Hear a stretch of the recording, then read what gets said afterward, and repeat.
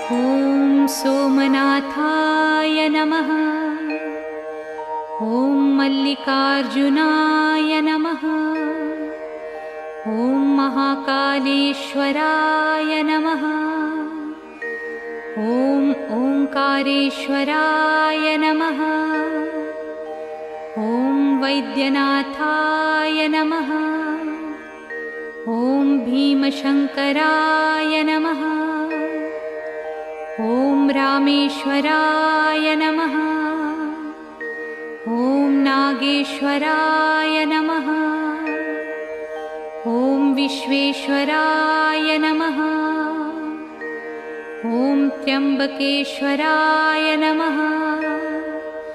ॐ केदारेश्वराय नमः।